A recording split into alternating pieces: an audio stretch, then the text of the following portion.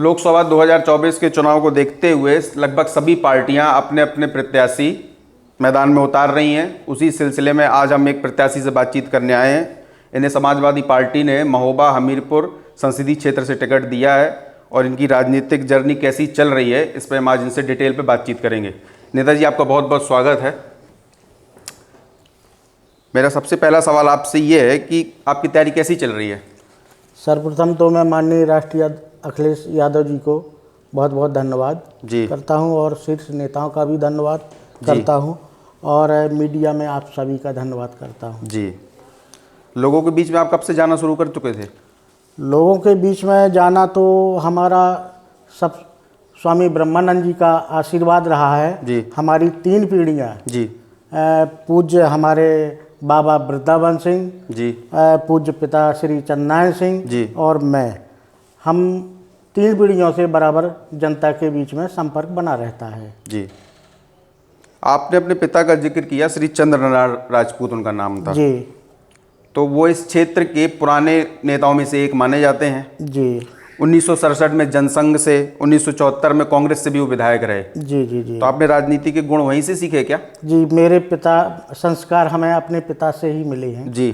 कि जनता के साथ सर्व समाज का सम्मान करना जी। और उनके अच्छे बुरे में साथ देना जी। और न्याय के प्रति, उनके प्रति, जनता के प्रति संघर्ष करना। जी। तो अभी भी आपको सिखाते हैं, बताते हैं कि कैसे राजनीति करनी? अब तो मेरे पिताजी एक्सपायर हो गए हैं। अब कीजिएगा। आप 2010 में कांग्रेस से जुड़े। जी। उसके बाद 2012 विधानसभा चुनाव में आपको टिकट नहीं मिला। जी। 2017 में जब कांग्रेस और सपा का गठबंधन हुआ जी। तो एंड वक्त में आपका फिर से टिकट काट दिया गया। जी। बात सही है? हाँ सर। ठीक है। तो ऐसा इस बार ऐसा क्या हुआ कि सीधे आपको मेंबर ऑफ पार्लियामेंट का टिकट दे दिया गया?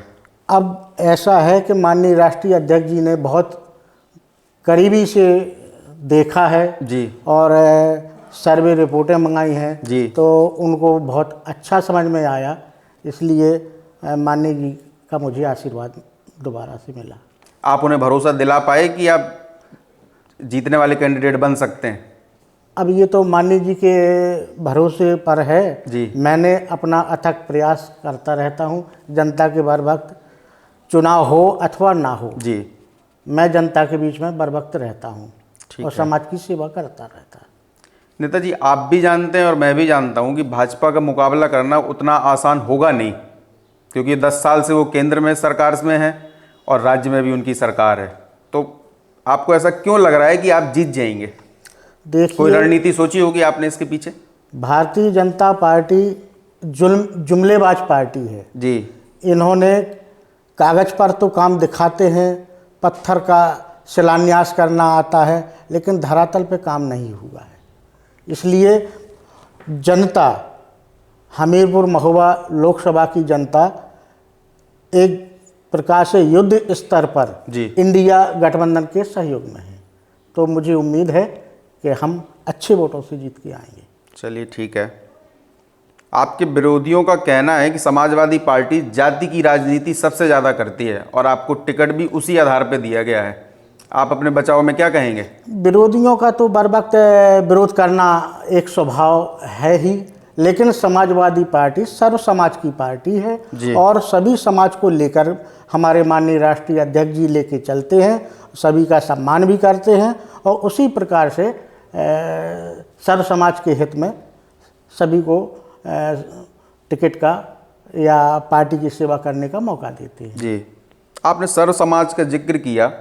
अभी समाजवादी पार्टी ने एक पीडीए बनाया है, पीडीए का सूत्र दिया है, पिछड़ा, दलित और अल्पसंख्यक। तो इसमें सर्व समाज तो आता नहीं है। आप जरा विस्तार से बताएंगे कि ये है क्या चीज़ पिछड़ा, ये पीडीए? पीडीए जो पीड़ित हैं जी, जो भारतीय जनता पार्टी से पिछड़ा, दलित, अल्पसंख्यक, जी, यही 3 समुदाय पीड़ित हैं, बाकी नहीं है। बाकी तो मेरी समझ में नहीं है और बाकी मुझसे अच्छा आप लोग भी समझते हैं जी कि पीडीए का साथ इसलिए दे रही है समाजवादी पार्टी कि जो लोग ज़्यादा ही परेशान हैं और परेशान हैं, किसान परेशान हैं, माने किसान तो हर समाज से है, जी, इसलिए माननीय जी ने पीडीए का नारा दिया है ठीक है। और परेशान लोगों का साथ देने का काम कर रही है। तो आपकी बात का ये मतलब निकालूं मैं कि ये 3 समूह ही आपकी जीतने का रास्ता बनाएंगे? देखिए, 3 समूह क्या, मैंने बताया है कि हमें पूज्य स्वामी ब्रह्मानंद जी के आशीर्वाद से हम लोग 3 पीढ़ियों से समाज की सेवा में लगे हैं जी, और सर्व समाज का, जी, पीडीए नहीं, पीडीए तो है ही है, जी, सर्व समाज का कि हम लोगों ने सेवा की है, सबका सम्मान किया है और मुझे उम्मीद है कि सर्व समाज मेरा साथ देगी, मेरा सहयोग करेगी। ठीक है। भारतीय जनता पार्टी 400 सीटें जीतने का दावा कर रही है, कितना मजबूत मानते हैं आप? अब भारतीय जनता पार्टी तो 400 पार का, उसको तो अपने पक्ष में बोलने के लिए कुछ भी बोल सकती है, लेकिन ऐसा कहीं कुछ नहीं है जी। उत्तर प्रदेश की जनता बहुत ही भारतीय जनता पार्टी के विरोध में है जी, क्योंकि उनकी कभी कोई सुनवाई हुई नहीं, जनता परेशान है, इसलिए वो इंडिया गठबंधन में जनता सहयोग कर रही है। और 400 पार तो बहुत दूर है, हमें लगता है कि ये 50 पार करना इनको बड़ा मुश्किल हो जाएगा। 50 सीटों के आसपास मतलब बीजेपी को मिलेंगी? जी जी जी, 50 टोटल आप बात कर रहे हैं। 50 पार करना मुश्किल है भारतीय जनता पार्टी को। आपको नहीं लगता कि धारा 370 का हटाया जाना और राम मंदिर का मुद्दा एक बड़ा रोल प्ले करेगा बीजेपी के लिए इस चुनाव में, और आपके लिए वो एक नकारात्मक पक्ष होगा? देखिए, 370 हटाना, राम मंदिर का मुद्दा, जी, भगवान राम सनातन धर्म से हैं और हम आप सभी सनातन धर्म से हैं जी, चाहे वो व्यक्ति कांग्रेस से जुड़ा हो, चाहे समाजवादी से जुड़ा हो, चाहे जिस दल से जुड़ा हो, जी, वो सनातनी हैं। जी। तो जो देश से और विदेश से मंदिर के लिए सहयोग मिला है, जी, उसी सहयोग से मंदिर बना है। ये कोई मंदिर भारतीय जनता पार्टी का नहीं है, जी, ये सर्व समाज का है और पूरे भारत देशवासियों का है। जी, भगवान राम सभी देशवासियों के हैं। जी, और रही 370 की, तो इन्होंने हिंदू मुस्लिम को बांटने का काम किया ही है। जी, अब ये सनातन धर्म को भी बांटने का काम करने में लगे हैं कि जो भारतीय जनता पार्टी का है, भगवान राम उसी के हैं, जी, जो और दल से लोग हैं उनके राम नहीं हैं। तो ये सनातन धर्म को भी बांटने में लगे हैं। आरोप लगा रहे हैं आप उन पर? नहीं, आरोप क्या, ये बिल्कुल सत्य है, सनातन धर्म को बांटने में लगी है। ठीक है। आपने अभी थोड़ी देर पहले भी जिक्र किया और अपने एक पिछले बयान में कहा था, मैंने आपको उस बयान को पढ़ा, कि भारतीय जनता पार्टी केवल कागज़ पर विकास कर रही है, सड़कों की समस्या है, बेरोजगारी, भ्रष्टाचार, किसान, मजदूर, व्यापारी सबके सब समस्या से ग्रसित हैं। आपने ये आरोप लगाया, तो इसके पीछे आपका कोई तर्क रहा होगा? नहीं, विस्तार से बताइए। मैंने आरोप लगाया, मैंने सत्य आरोप लगाया। जी, किसान मजदूर परेशान हैं। जी, जो मजदूर है उसकी नरेगा की मजदूरी महीनों नहीं मिलती है, तो मजदूर परेशान है। किसान परेशान इसलिए है कि पहले खाद के रेट बढ़ाए गए, फिर बाद में खाद की बोरी का वेट भी घटाया गया। जी, डीजल महंगा है, जी, हर चीज़ महंगी है। किसान के अनाज के रेट वही के वही हैं, जी, इसलिए किसान और मजदूर दोनों परेशान हैं। और मध्यवर्गीय व्यापारी जिसके पास आज 50,000 से 1 लाख तक की दुकान है, तो उस पर भी जीएसटी है। जी, अगर मान लो मध्यवर्गीय व्यापारी है, उसको भी अपने बच्चों का भरण पोषण करने के लिए छोटी मोटी दुकानदारी कर रहा है, वो बाज़ार में बैठा है, तो बगैर जीएसटी के दुकान नहीं चला पा रहा वो। और भाजपा तो कहती है कि सब ठीक ठाक चल रहा है, बढ़िया, सब लोग को फायदा हो रहा है। अब भारतीय जनता पार्टी तो वो अपने पक्ष में बोलेगी ही बोलेगी, वो कभी नहीं कहेगी कि हमारे शासनकाल में कुछ बुरा हो रहा। आपकी पार्टी ने कांग्रेस के साथ पहले भी गठबंधन किया था, लेकिन नतीजा कोई खास नहीं आया था। इस बार ऐसा क्या अलग होने वाला है कि आपका और कांग्रेस का गठबंधन कुछ अलग नतीजे निकालेगा?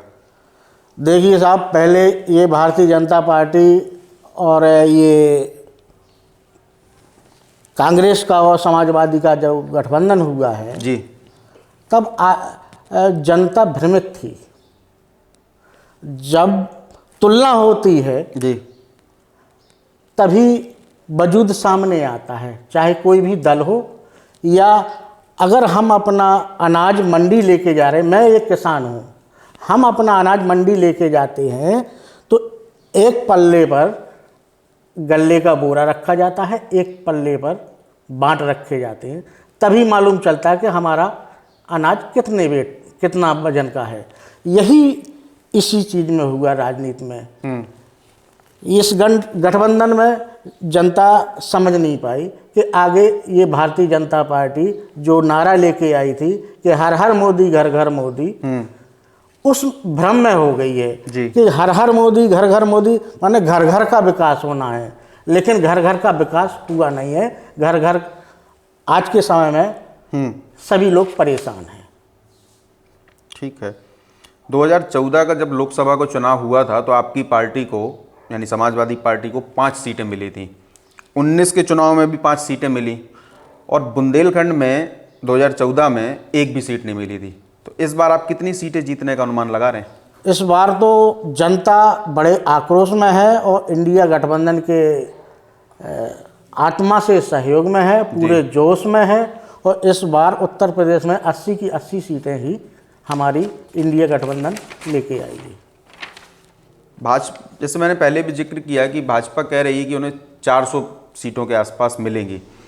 उन 400 सीट को जीतने के लिए उत्तर प्रदेश में उन्हें कम से कम 70 सीटें जीतने पड़ेंगी। और अगर उन्हें 70 सीटें मिलती हैं तो इसका मतलब कि समाजवादी पार्टी का परफॉर्मेंस बिल्कुल ख़राब रहेगा। तो आपका कोई तर्क है इसके पीछे कि एक्चुअल में क्या हो सकता है? आपकी पार्टी कैसे लोगों के बीच में जाएगी? 5 सीट से ज़्यादा संख्या में सीट बढ़ाना भी तो अपने आप में एक बड़ी बात रहेगी। नहीं, सीटें तो देखिए, जब जनता इंडिया गठबंधन के साथ पूरे जोश और होश में है तो हमारी सीटें ऑटोमेटिक बढ़ेंगी जी। 80 में 80 आएंगी, क्योंकि भारतीय जनता पार्टी ने वो काम किए हैं जिसमें किसान मजदूर सभी परेशान, युवा, बेरोजगार, जो शिक्षित बेरोजगार है तो मोदी जी ने एक उनको नया रोजगार दिया था समोसा पकौड़ा तलने का। तो ये जो भर्तियां होती हैं, अभी भी वैकेंसी निकली थी पुलिस भर्ती में, तो जितनी बार ये वैकेंसी निकालते हैं हर बार पेपर लीक हो जाता है। क्यों होता है? आपको क्या लगता है? ये सब कुछ नहीं है, ये जनता से आवेदन के नाम पर 1500 रुपये हर व्यक्ति खर्च करता है, शासन का धन बढ़ता है जी। और जनता परेशान होती है और उठा के बोल दिया बाद में कि पेपर लीक हो गया। लेकिन भर्ती का आपने जिक्र किया तो कुछ भर्तियां तो जब 2012 से 2017 के बीच में अखिलेश जी की सरकार थी तब भी ऐसे मामले सामने आए थे। नहीं, तब तो हमारी समझ में हमें तो जानकारी है कि पर्चा लीक होने का कोई सवाल नहीं आया। तो आपकी अगर सरकार बनेगी तो आप भर्तियों को जल्दी से जल्दी बहाल करने की कोशिश करेंगे? बिल्कुल, जितना बेरोजगार है, हमारी इंडिया गठबंधन की अगर सरकार बनती है तो जितना बेरोजगार है सबको रोजगार मिलेगा जी, और मजदूरों को समय पर मजदूरी मिलेगी जी, और जो किसान परेशान हैं जी, इनके जो रेट में वृद्धि हो रही है, डीजल में है, खाद में है और लाइट में भी है, इनको समुचित रेट पर इन सब की व्यवस्था करेगी। ठीक है। अपने संसदीय क्षेत्र महोबा हमीरपुर में आप क्या क्या ऐसी समस्याएं देखते हैं जो आम लोगों से जुड़ी हुई हैं और जिन्हें अभी तक जो है सही कर लिया जाना चाहिए था? आपकी भी सरकार रही है और भाजपा की भी सरकार रही है, मैं किसी एक पर्टिकुलर सरकार की बात नहीं कर रहा हूँ, लेकिन जो समस्याएं 10-20 साल पहले तक ख़त्म हो जानी चाहिए थी लेकिन वो आज भी बनी हुई हैं। मैं ये चाहता हूँ कि आपने अपने क्षेत्र में घूमा होगा तो कौन कौन सी कुछ खास समस्याओं को आपने देखा?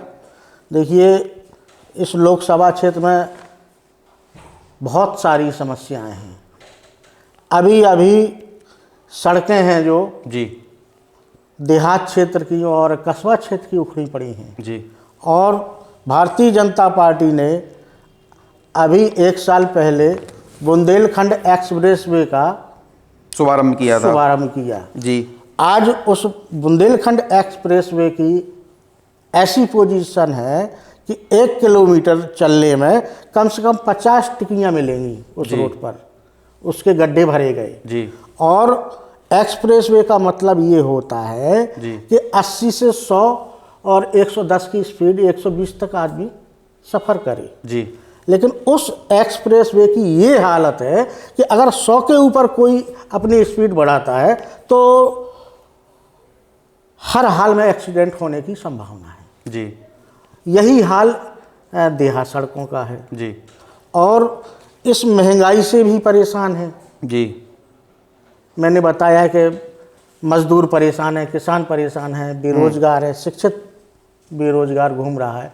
तो बेरोजगारी बहुत बढ़ रही है, महंगाई बहुत ज़्यादा बढ़ रही है। जी। इसलिए हमारी यही इंडिया गठबंधन इन सब चीज़ों को देखते हुए जी। आगे सरकार बनती है तो इन सब चीज़ों को ख़त्म करने का काम करेगी। मेरा आखिरी सवाल है नेताजी आपसे कि अपने इस चुनाव को देखते हुए कोई खास रणनीति आपने बनाई हुई है जिस पे आप काम कर रहे हैं कि जिससे चुनाव जीता जा सके? ये चुनाव मेरा नहीं है जी। ये चुनाव हमीरपुर महोबा की जनता का चुनाव है। जी। जनता ही चुनाव लड़ रही है। जी। जनता ही चुनाव जिता के हमको उस मुकाम पर पहुंचाने का काम करेगी। जी। जनता बहुत ही ज़्यादा परेशान है, हर चीज़ से परेशान है। जी। बहुत बहुत शुक्रिया नेताजी, आपने अपना कीमती वक्त हमें दिया, इसके चलते कि आप अपने चुनाव प्रचार में काफ़ी बिजी हैं। आप देख रहे थे द 4th न्यूज़ पोस्ट। बहुत बहुत शुक्रिया।